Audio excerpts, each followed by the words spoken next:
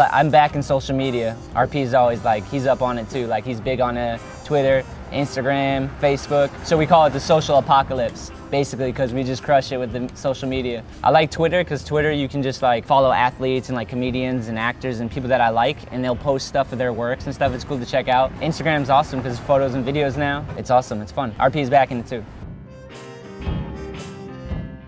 My knee, basically, I hurt it a long time ago and then it healed, but it wasn't fully healed, so I like tweaked my meniscus. I guess I didn't do it very bad though. They had to go in and do a scope in my knee. So they went in and they like snipped the little side out. I just basically been dealing with knee pain for a while, but now it's getting back to like 100%. So like I'm filming and skating again, it's awesome. My girl's awesome, dude. She just got into like pole dancing basically, and she teaches it now. She teaches it in Boston and Providence. When people think of like pole dancers nowadays, they think like strippers. I'm telling you, these girls are more like gymnasts. It's crazy. Like my girl's starting to get like a little like cut to her. I'm like, maybe I should lift some weights or something. But she's not like, she's small and dainty, you know what I mean? But she kills it. She does like stunts. It's more like gymnastics. It's insane. But she's getting good. I don't know if she kills it. It's a funny thing. I got a pole in my house too. We have an extra bedroom and she does all these exercises on it and stuff. It's crazy. I filmed her a few times, take pictures, all that stuff. We didn't need help. We were killing it all the time. That's just them making fun of me. They're saying I had to man up and stop being a bitch. And they call it Vagina Go instead of Vertigo. I can't even get mad because it's so funny. I'm kind of like, yeah. So I got vertigo, but it was an inner ear infection. I went to San Francisco. It was dirty up there. I don't know if I touched a doorknob or whatever. I don't know how you get it. Then we went back to Long Beach. I couldn't get up the next day. I like couldn't sit up. I couldn't stand. Like every time I stood up, I felt like everything was spinning. And it wouldn't go away for like a week straight where I couldn't do anything. Like Franklin had to help me off the couch. He finally dragged me to the hospital after like a week. I threw up the whole way there. Vertigo is no joke. I heard Castleberry had it and Danny Way. That was bothering me, man. And my friend, actually I think it might have been Franklin, told me, he's like, if you get a little marijuana, it'll help. Because the doctors gave me like pills and stuff. It didn't work at all. Told me to stop taking them once they didn't work. And I think Franklin told me, try a little weed. And I hadn't smoked weed in a long time. And I was like, all right, let's do it. And I did it. And then it helped the vertigo. It's like pretty much almost gone now. It's tight. It's like I'm back to like being able to skate and like not feeling like I'm off balance. They broke up the big three in Boston. And then they got rid of Doc Rivers. They just destroyed the like team I like worshipped growing up, you know, like just sad. That's how I feel about that. My homie Ramsey, if you guys haven't seen him, he does the do or pies, where like a pro gets 3 tries to land a trick, and if he does it, he gets to pie Ramsey in the face, and if he doesn't, Ramsey gets to pie him. That's my homie. He's a really good cook too, man. His grandmother's mac and cheese, by far, is like the best thing I ever had that he cooked. He came over, he cooked like, it was like a tub of mac and cheese like this. I ate that stuff for like a week. I pushed it past the like limit where you're like, it might be bad. I still had another bowl.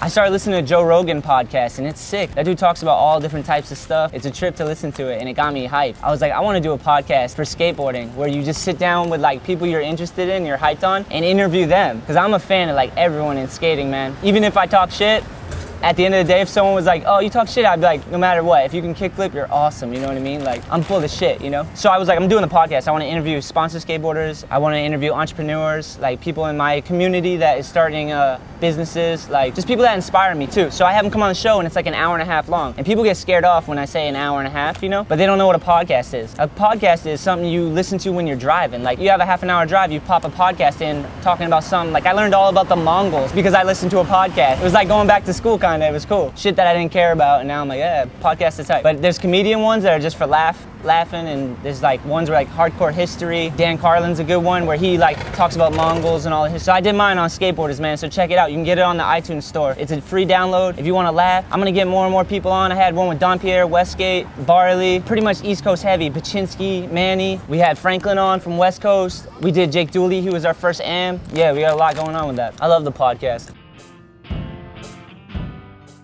Yeah, I'm hyped. So I don't know if you guys know, but I have my own brand, All I Need, and it's just grown to like a crew thing now. It's awesome. I don't even consider it my brand. It's like the team's brand.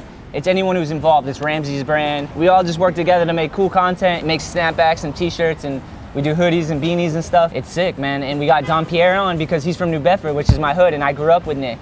And Nick gone through like some struggles like I did with like his family, so we connect like that. He said he was down to skate for the team. I was like, that's awesome, you know? It's like a perfect fit. All I need is passion, positivity. That's what all I need is all about. I'd say all I need is skateboarding because skateboarding saved me. But for whoever, if it's music, I don't care what it is. For my girl, it's pole dancing. It's like stoking her out, you know? Like that's her passion right now. So whatever it is, you know what I mean? Even if it seems goofy and the people are uncomfortable when you talk about it, fuck it. If you love doing it and it's artistic and it's, you know, do it. So that's what all I need is. Like, that's what it represents. Don Pierre's part of it. Yeah, Don Pierre, what up?